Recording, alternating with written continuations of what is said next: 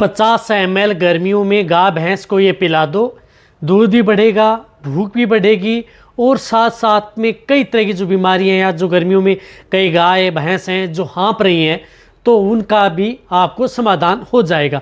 अब गर्मियों के मौसम आ रहा है, उस स्थिति में पशुओं में इस तरह की दिक्कतें देखने को मिल रही हैं। एक तो पशुओं की भूख कम लग रही है, साथ में पशु एक स्ट्रेस में जा रहा है, कई बार तनाव में चला जाता है जिसकी वजह से पशु खाना पीना कम कर देता है। साथ में पशुओं की भूख बढ़ने के साथ साथ जो दूध देने वाले पशु हैं उनमें दूध की मात्रा भी कम हो गई है। तो इसके लिए आपको क्या करना चाहिए, कौन सी इस तरह का लिक्विड आता है वह आप अपने पशुओं को पिलाना चाहिए जिससे कि आपके पशुओं को सबसे ज़्यादा बेनिफिट देखने को मिले। अब इस तरह के मौसम में यदि इस तरह के सिम्टम्स जो मैं बता रहा हूँ उस तरह के आपके पशु में देखने को मिले तुरंत आप लिक्विड ला करके आप अपने पशु को पिला दें ताकि आपको कई तरह की दिक्कतों से आप अपने पशु को बचा सकें। वीडियो जरूर लंबी होगी लेकिन स्किप करके मैं देखना, पूरा देखना। इस चैनल पर अभी नए आए हैं या पहली बार जुड़े हैं तो पहली बार आप चैनल को सब्सक्राइब कर लें, साथ में बेल आइकन और ऑल वाला ऑप्शन दबाएं। आपको पता है कि इस चैनल पर सही, सटीक और साइंटिफिक मेथड से आपको जानकारी दी जाती है। जिस तरह से वेदर चेंज होता है उसी के अनुरूप आपको इस चैनल पर कोई दवा या लिक्विड या कोई बीमारियों के बारे में बताया जाता है। अब फील्ड के अंदर अब इस तरह के केस देखने को मिल रहे हैं और इस तरह के जो पशुपालक हैं या डेयरी फार्मर हैं वह बार बार कमेंट्स भी करते हैं, कॉल भी करते हैं कि हमारे पशु में इस तरह की दिक्कतें हो गई हैं तो हम क्या दें। तो उसका समाधान आप सिर्फ एक लिक्विड से आप अपने पशुओं में आसानी से कर सकते हैं। कई तरह की जो दिक्कतें आपके पशु में देखने को मिले। यदि आपका पशु जिस प्रकार से गर्मी आ गई है, यदि आपका पशु के शरीर में यदि स्ट्रेस आ गया है, तनाव हो गया है, स्ट्रेस की वजह से क्या होता है कि पशु में जैसे स्ट्रेस आता है तो उसकी वजह से एक तो पशु खाना पीना कम कर देता है, एक जुगाली कम कर देता है। इस बात का ध्यान में रखना। कई बार पशुओं के मुंह से लार भी आती है तो भी आप उस तरह की स्थिति में आप उनसे कंट्रोल कर सकते हैं। और स्ट्रेस की वजह से जो दूध देने वाले पशु हैं उनमें दूध की मात्रा बहुत ज़्यादा डाउन हो जाती है तो आप उस स्थिति में दे सकते हैं। साथ में यदि आपका पशु खाना कम खा रहा है, जुगाली कम कर रहा है, उसकी वजह से भूख नहीं लग रही है तो भी आप उसका उपयोग अपने पशु में कर सकते हैं। या यदि जैसे वेदर चेंज होता है या कोई भी मौसम हो जिसकी वजह से कई बार पशुओं में बार बार बीमार होता है, इम्यूनिटी कम हो जाती है तो उस स्थिति में इम्यूनिटी को ग्रोथ करने के लिए या इम्यूनिटी को बढ़ाने के लिए उसका उपयोग किया जाता है। वह एक आयुर्वेदिक मेडिसिन है, यानी आपके पशु में कोई भी नुकसान आपके पशु में नहीं करती है बट आपके पशु में फ़ायदा करती है।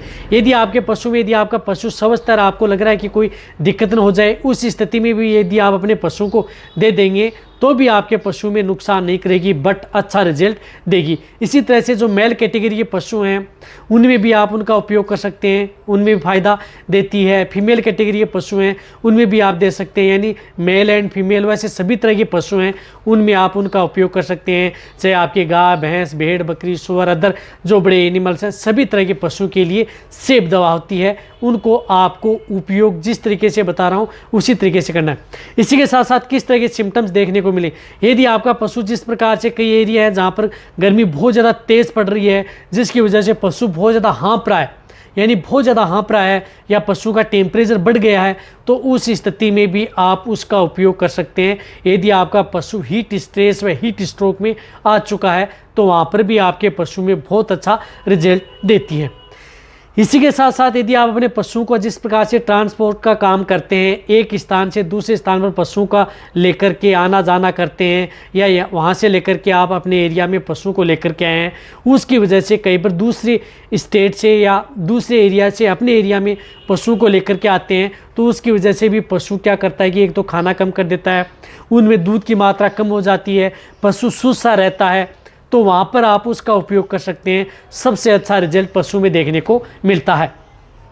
इसी के साथ साथ यदि आपके पशु में जिस प्रकार से फर्टिलिटी से संबंधित कोई भी दिक्कत है तो उनको भी वह कंट्रोल करने का काम करती है, क्योंकि यदि ज़्यादा गर्मियाँ हैं, ज़्यादा गर्मी पड़ रही है उसकी वजह से कई बार पशु क्या होता है कि बहुत ज़्यादा गर्मी हो रही है, पशु में हीट स्ट्रोक में आ गया है तो वहाँ पर कई बार पशु में हीट में नहीं आ पाता है या कंसीव नहीं हो पाता है, गर्म नहीं ठहर पाता है तो उस स्थिति को भी वह कंट्रोल करने का काम करती है, यानी आपके पशु की कंसेप्शन रेट बढ़ाने का भी काम करती है।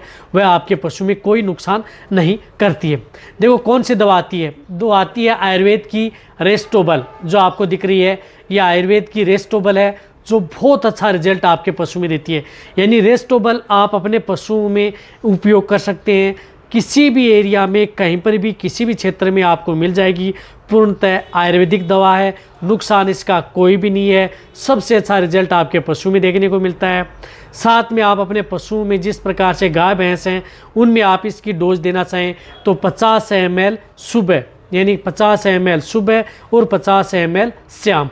आप गाय भैंस को लगातार आप उन्हें 5 दिन से लेकर के 10 दिन तक कंटिन्यूटी आप अपने पशु में उपयोग करना है। वैसे यदि आप 5 दिन से लेकर के 10 दिन तक उपयोग करते हैं तो उसमें ही आपके पशु में सबसे अच्छा रिजल्ट मिल जाता है।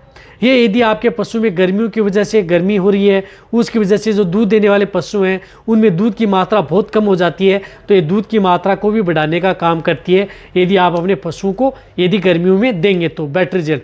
लेकिन देना कितना है, ज़्यादा से ज़्यादा आपको 10 दिन तो आप अपने पशु को पिलाएं, चाहे आपका पशु प्रेग्नेंट हो या नॉन हो, सभी तरह के पशु के लिए सेफ है।